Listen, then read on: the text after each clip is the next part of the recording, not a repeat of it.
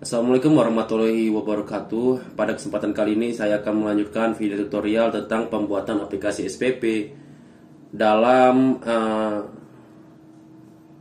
soal UKK Rekayasa Perangkat Lunak 2020-2021, yaitu paket 1. Nah, pada video sebelumnya sudah kita buat tuh tentang hak akses, kemudian login, terus CRUD-nya, kemudian logoutnya. Nah, setelah kita buat kemarin di bagian di sini, kita login dulu ya, menggunakan si admin aja biar cepat.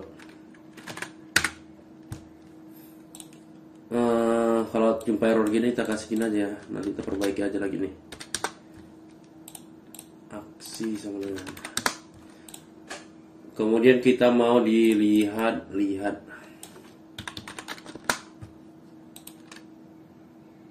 Nah, di sini. Di bagian lihat history pembayaran, yang kita buat kemarin itu belum menggunakan yang namanya relasi sesuai dengan gambar kerja ini.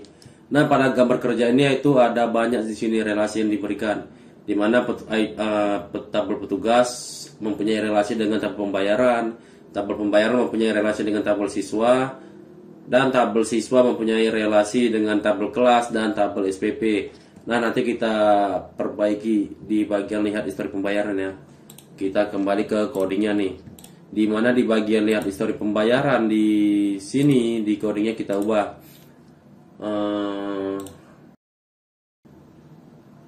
Di sini di bagian tampil di pemanggilan tabelnya kita ubah, dimana kita ubah menjadi select bintang from tabel pembayaran. Kita menggunakan relasi di sini menggunakan inner join. Kenapa menggunakan inner join, nggak menggunakan yang lain? Karena di dalam kelas saya sendiri, kemampuan siswa saya, mereka lebih sering menggunakan yang namanya inner join. Jadi di sini saya dalam tutorialnya membuat inner join aja. Kemudian setelah tabel pembayaran inner join tabel siswa ya. Ya, tabel pembayaran menjoin ke tabel siswa ya. Inner join tabel siswa on tbl pembayaran dimana tabel pembayaran patokannya si siswa, dimana dalam tabel pembayaran si foreign key-nya NISN ya. Jadi tabel pembayaran .nisn sama dengan tbl siswa.nisn. Kenapa yang NISN dipanggil? Karena NISN ini merupakan foreign key di antara dua tabel ini. Apa itu foreign key? Foreign key itu merupakan primary key dari tabel lain ya kalau dibilangnya. Jadi dia merupakan primary key dari tabel lain. Kemudian misalnya gini kan, di tabel pembayaran nih, di tabel pembayaran terdapat NISN, sedangkan NISN ini digunakan dalam tabel siswa sebagai primary key. Jadi si NISN di dalam tabel pembayaran disebut foreign key di sini. Nah, tbl pembayaran inner join tbl siswa on tbl pembayaran .nisn sama dengan tbl siswa.nisn. Kemudian sudah dipanggil tabel siswa, kemudian kita panggil si tabel pembayaran ke tabel petugas ya. Karena di situ nanti kita buat dia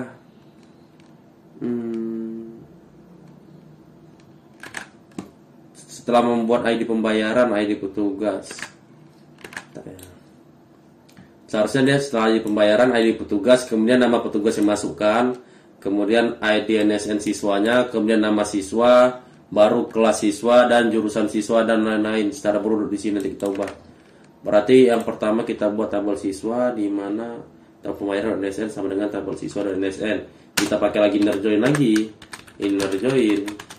Kemudian kita panggil si tabel petugas ya.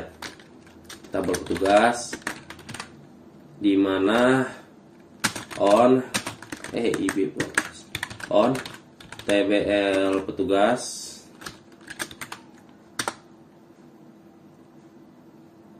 tbl pembayaran dulu lah. Tbl pembayaran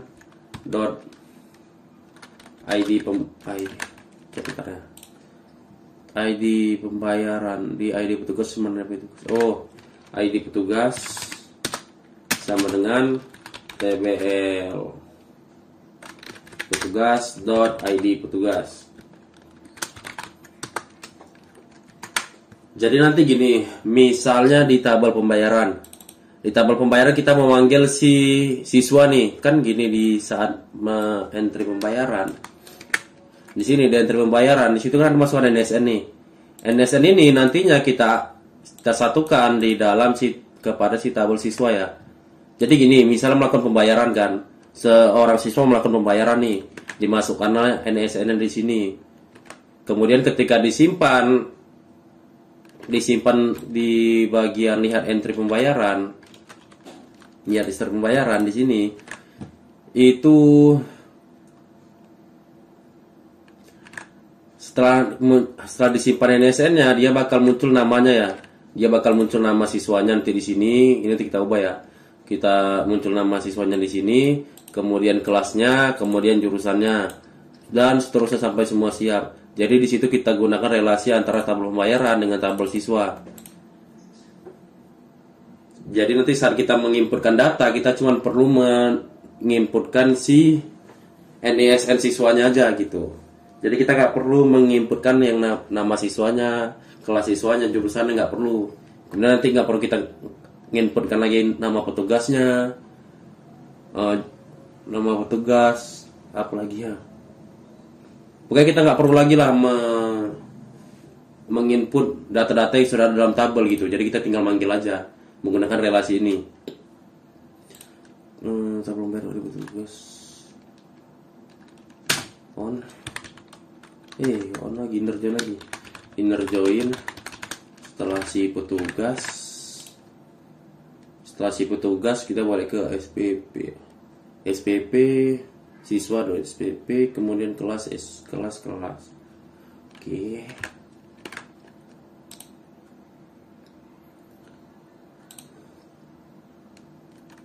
Inner join TBL kelas SPP dulu ya, TBL SPP on TBL pembayaran dot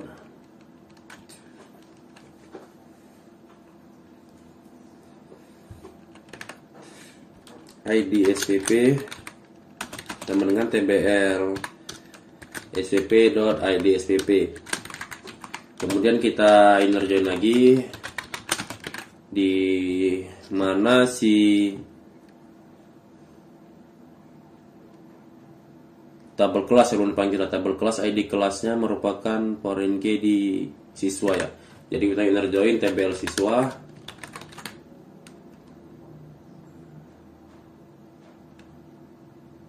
tunggu dulu nih di siswa tabel kelas on TBL siswa dot ID kelas sama dengan TBL kelas dot ID kelas. Dah itu aja, kemudian udah selesai nih.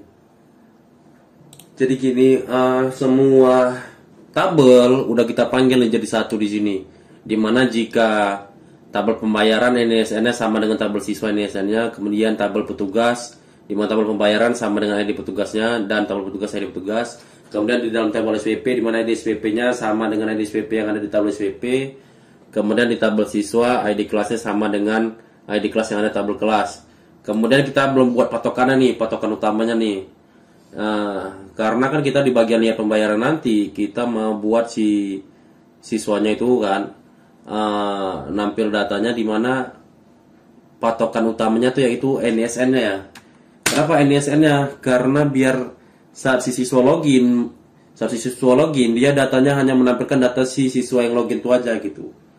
Karena kan nggak mungkin dalam suatu aplikasi ketika kita login kita melihat pembayaran tuh malah muncul semua daftar pembayaran siswa lain, kan nggak mungkin. Pasti hanya cuman data yang login aja lah, cuman data kita aja lah yang muncul kan gitu.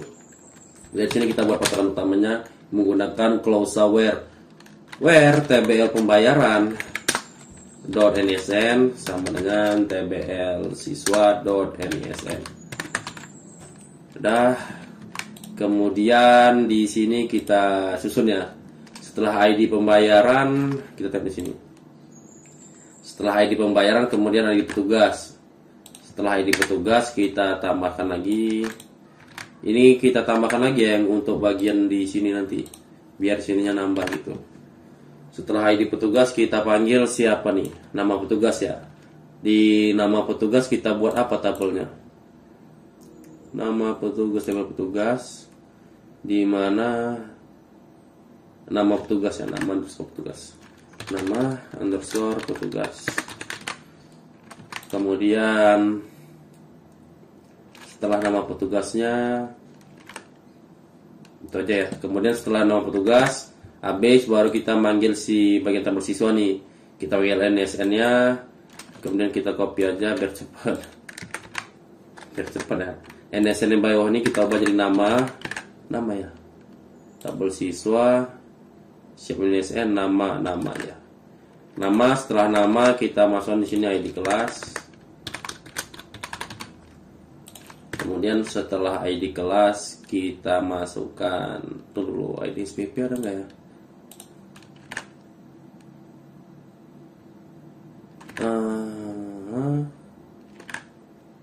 Setelah ID kelasnya kita panggil, kita sekarang manggil si tabel kelas ya. Di tabel kelas ada yang di kompetensi keahlian.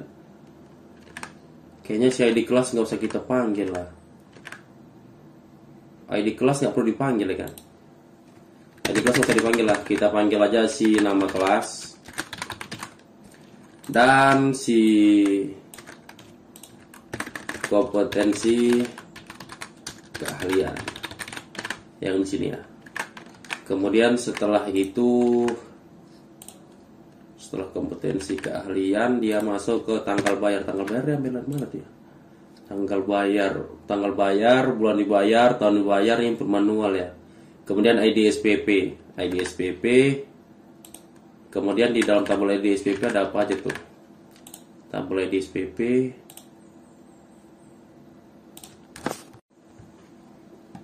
Di dalam ID SPP ada tahun dan nominal. Jadi kita dulu tahun di bagian entry pembayaran. Tahun udah manual, ID SPP di ID SPP aja. Kemudian jumlah bayar pun inputnya manual kan. Nggak cocok kayaknya men.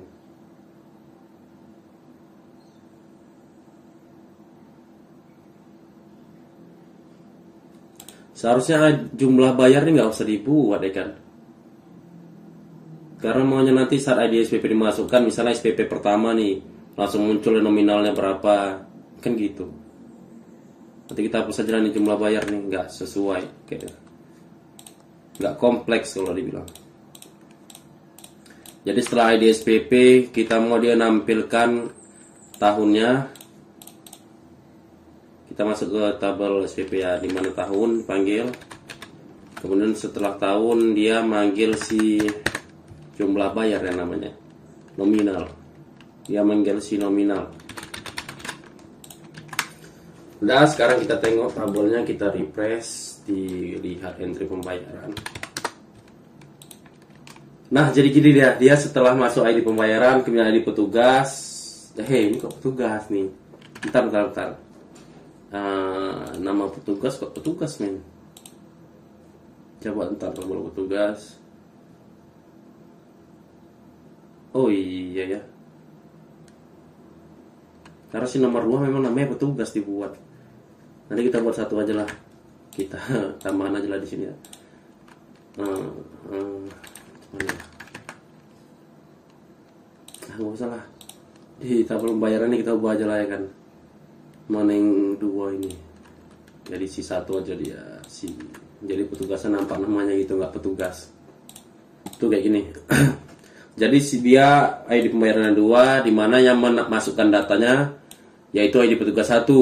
Di mana hingga ID petugas 1 merupakan namanya biasa Rubis, kemudian ini NSN siswanya, baru nama siswanya, kelas siswanya, jurusannya, baru tanggal bayarnya.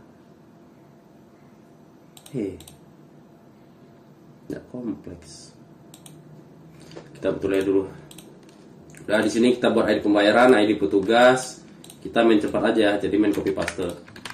Setelah ID petugas, kita masukkan nama petugas. Kemudian setelah nama petugas, kita ikuti dari sini aja ya patokannya. Baru setelah nama petugas, kita masukkan NSN siswa. Setelah NSN siswa, kita masukkan nama siswa. Setelah nama siswa, kemudian kelasnya. Setelah kelasnya, kemudian kompetensi keahliannya. Jangan pakai underscore. Nah, setelah kompetensi keahliannya, kemudian tanggal dibayar, bulan dibayar, tahun dibayar, ID SPP.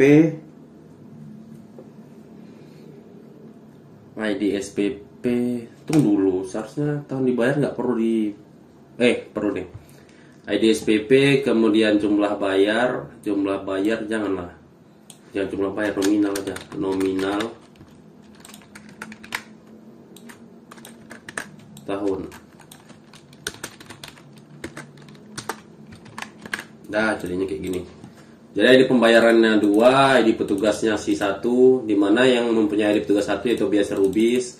Kemudian NSN siswanya yang membayar. Kemudian nama siswanya si Surti, ID kelas dia pakai spasi ramen. ID kelas dia 12 RPL, kompetensi kalian dia dikasih perangkat lunak. Kemudian ID tanggal bayarnya karena menggunakan fitur date jadi kayak gini dia. Tapi nggak apa-apa nih, nggak terlalu berpengaruh. Kemudian ID bulan dibayarnya, dia bayarnya bulan Januari nih. Kemudian tahun 2021. Jadi dia bayar tanggal, seharusnya ini tanggalnya nih men. Tanggal dia bayar gitu. Iya kan? Cuman ya soalnya ini nggak kompleks sekali. Tanggal bayar tipe date. Bulan dibayar, tahun dibayar. Seharusnya jadikan satu napa dalam date ini. Kalau nggak apa-apa, kalau memang salah dari soalnya ini. Kemudian ID SPP yang dibayarnya si 1, tahunnya 2021, nominalnya 175. Agar lebih kompleks lagi dalam pembuatan ini, sebaiknya ID SPP ini kita buat dulu sampai 12 ya. Karena nanti saat kita menambahkan pembayaran, menambah pembayaran, ID SPP ini merupakan SPP bisa dibilang terminnya lah ya kan. Termin kan sampai 12 bulan tuh. Jadi totalnya cuma sampai 12. Jadi kita isi dulu si tabel SPP ini sampai ID SPP ada 12 tuh. Jadi jumlah terminnya ada 12 lah kalau dibilang. Di mana di si ID SPP, ID SPP-nya 2, tahunnya tetap 2021. Misalnya semester 1 lah nih kan, nominalnya tetap sama 175.000. Kemudian ID SPP yang ketiga tahunnya 2021 juga. Kemudian 175.000 juga tetap. Kemudian kita tambahkan lagi sampai 11 ya. Baru SPP keempat tahunnya 2021 175.000 juga. SPP kelima tahun 2021 nominal 175.000. Kemudian termin ke-6 lah bisa bilangnya, tahun 2021 175.000 juga. Termin ke-7 udah mulai masuk semester baru nih, kemungkinan nambah lah uang terminnya lah kan. Jadi kita buat 200.000. Kemudian 8 pun gitu, tahun 2022 lah. Tahun 2022 kita buat 1.000. Kemudian 9 2022 200.000. Kemudian 10 tahun 2022 200.000. Kemudian 10 tahun 2022 200.000. 11 2022 200.000. Dan ada yang kurang nih. 2, 3, 4, 5, 6, 7, 8, 9, 10, 11 11 ini 12. Dah, kemudian kita simpan. Dah, jadi di sini sampai 12 termin lah kalau dibilangnya. Jadi tiap contohnya gini, contohnya aja ya, biar paham. Kita tambah nih, tambah pembayaran nih, kan di tambah pembayaran.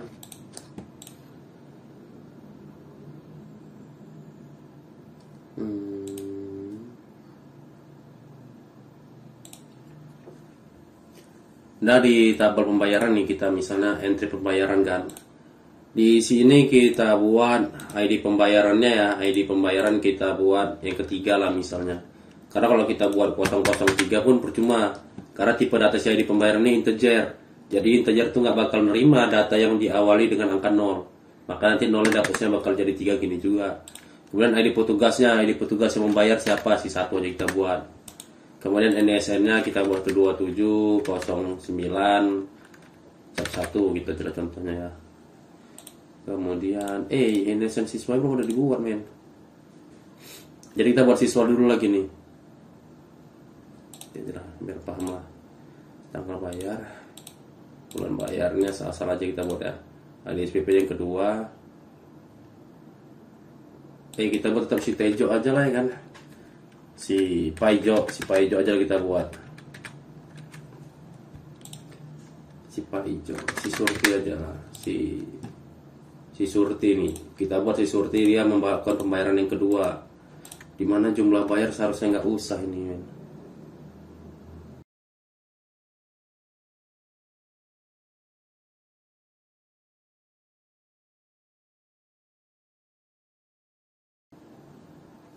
Nah ini si data si Surti udah masuk, kemudian si jumlah bayar tadi ya kita sini, si jumlah bayar ini mau hapus saja, nggak cocok kali men.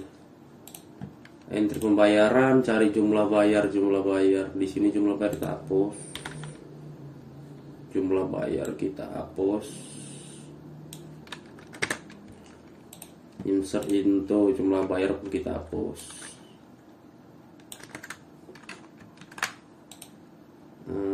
Ini pun jumlah bayar kita hapus. Kemudian di bagian sini si jumlah bayar pun kita matikan aja.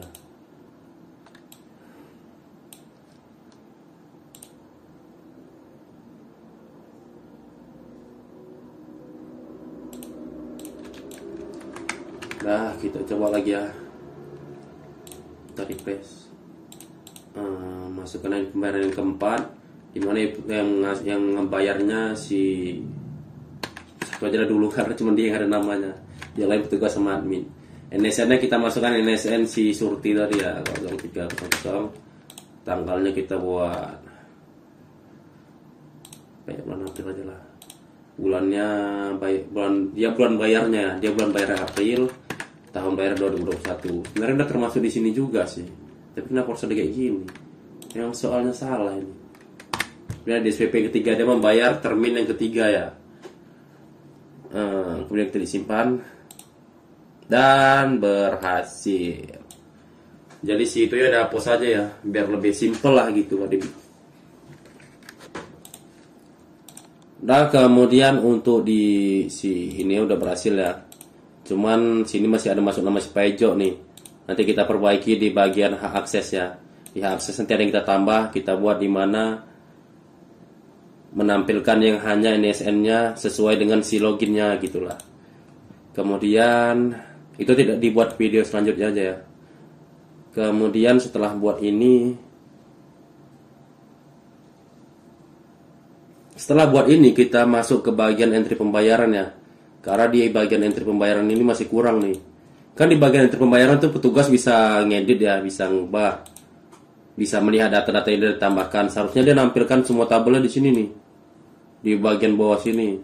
Nah caranya cemana? Kita buka aja yang tadi, di bagian lihat history pembayaran. Dari sini kita copy sampai bawah sini. Kita copy, kemudian masuk ke entry pembayaran, cari paling bawah. Di sini kita paste.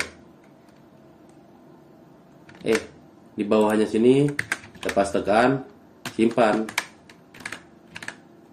Tunggu dulu, ini kemana?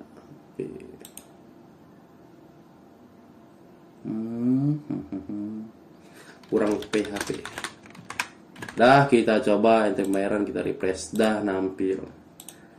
Nah, nanti misalnya petugas kan dia udah menambahkan data di sini. Misalnya si petugas nambahkan pembayaran kelima, ID petugasnya tetap jangan si admin aja lah yang bayarkannya. Kemudian yang nambah data di sini si Paijo ya, 1270311. Itu NSN si Paijo ya, si Paijo. Dimana Paijo bayaran bulan April juga dia sama kayak si Surti. Kemudian dia si Paijo bayar termin kedua, kita simpan. Dan dia seharusnya jangan balik ke lihat histori pembayaran. Dia harus tetap di sini aja gitu. Karena yang bagian lihat histori pembayaran kan siswa aja sih. Berarti di bagian histori pembayaran sini di tombol di sini ini jangan lihat histori pembayaran ya, tapi entry pembayaran aja. Entry pembayaran.php. Udah, kita coba lagi, kita tambahkan si ID bayar ke-6, dimana si Tejo dia bayar termin ketiga juga. Tuh, udah nambah nih si Tejo termin ketiga.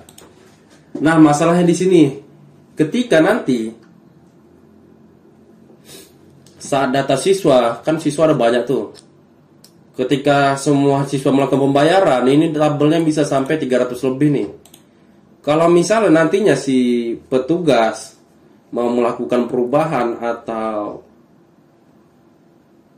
mau mengecek gitu siswanya secara manual, itu kan nggak bisa dari sini. Masa dia main scroll satu-satu gitu, atas ke bawah, nggak bakal bisa, capek. Maka dari itu kita perlu buat tombol cari di sini untuk nyari data siswanya. Nah, untuk buat tombol cari, kita buka di bagian entry pembayaran, kemudian kita cari bagian paling atas tabel tuh. Tabel untuk nampil ya, tabel untuk nampil ini. Kita mau buat di pinggir sininya aja nih. Dah, kemudian ini di sini. Di antara luar kedua PHP ini kita buat, karena si tombol cari nantinya dia menggunakan pengkodingan form, coding HTML ya. Jadi nggak bisa dia di dalam PHP gitu. Jadi kita buat dulu formnya untuk cari ya. Kita buat form, dimana dalam form ini kita buat actionnya tetap ke entry pembayaran .php. Kemudian kita kasih metodenya post. Dulu metodenya kalau misalnya dia nanti ngambil dari URL, jadi kita buat get. Kemudian di dalam si form ini kita pakai label ya, jangan label lah, label aja lah. Kita pakai label, cari, kemudian kita masukkan input, di mana tipenya teks, name-nya kita buat cari, kita kasih placeholder ya. Placeholder ini untuk nanti di dalam text box tombol cari nanti ada tulisannya gitu. Jadi kita buat patokan NSN ya. Nanti di situ ada tulisan NSN di situ. Kemudian kita masukkan tipe input lagi, di mana tipenya submit, dan name-nya nggak usah lah ya. Nggak usah pakai value aja lah, value cari. Dah, kemudian kita coba kita restart. Nah, di sini. Jadi ada tulisan NSN di situ guna si placeholder tadi. Jadi kita mau nanti saat dicari di sini, misalnya kita nyari NSN-nya si Paijo 1270311, kita klik cari, maka nanti Paijo akan muncul, cuman si Paijo aja yang muncul gitu. Kita cari gini. Salahnya belum kita buat pengkodingannya. Maka dari itu kita buat dulu ya.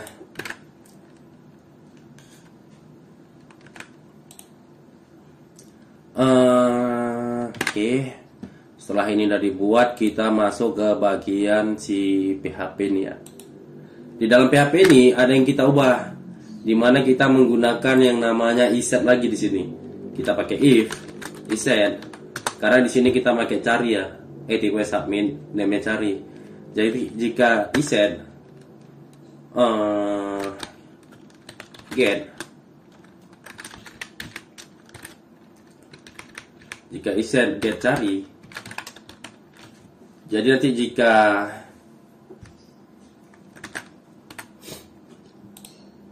si cari ini dipijit, dia akan menampilkan metode get tuh. Jadi dia jika get cari, maka di situ kita buat parameter cari sama dengan mengambil si isi yang di dalam cari tadi. Kita pakai get lagi, kemudian cari. Jadi semua yang kita masukkan di dalam text box nanti, text box yang ini, dia bakal masuk ke dalam variabel cari ini. Kemudian kita masukkan di sini ini ya, sini. Kemudian di sini kita kasih else, kita buka tutup lagi, dan sini. Yang bagian bawah kita hapus saja. Nah, setelah udah kita buat nih, kita mencari NSN. Jadi di bagian sini sudah betul semua, di mana tabel pembayaran NSN. Nah, jadi di sini kita hapus. Aduh, pilek pula men. Payah memikir. Kita menggunakan fungsi cari di sini. Nah, fungsi cari di dalam perintah SQL itu kita menggunakan yang namanya clausal like gini. Dimana yang mendekati deh gitu. Jadi yang mendekati si itu apa aja? Dimana yang mendekati itu si belum meninggal Palkman. Ini. Dimana yang mendekati itu si parameter cari ya. Jadi nanti semua yang NSN yang mendekati si yang di sini yang kita isi nanti, dia bakal ditampilkan. Kalau enggak itu bentar aku ngomong aja. Bilang enggak enak. Nah, kita coba ya fungsinya ya. Sekarang kita coba nih, kita cari NSN si Paijo dulu. Kita coba masukkan si Paijo. Ini NSN si Paijo yang kita klik cari. Dan gagal. Kenapa gagal? Bentar ya.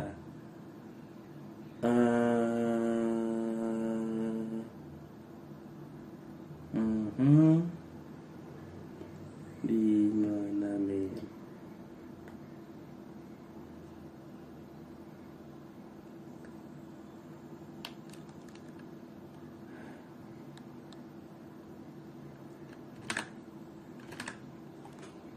Bentar yuk. Ntar aja nih. 127 03 berhasil kok, berhasil. Nah, jadi ininya kita buat agak kanan aja lah, jelek kali men. Kita buat agak kanan ya, jadi di sini kita kasih A atau P pun bisa. Alin P aja lah, P alinnya center, right. Kita membuatnya agak di kanan ya. Ini kita potong letak di bawah sini. Dah gitu.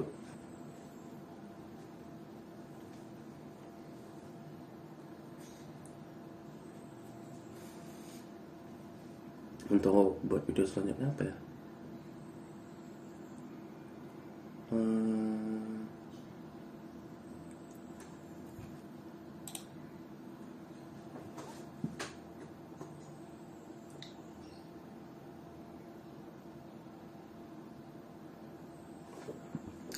Coba kita buat lihat pembayaran. Nah,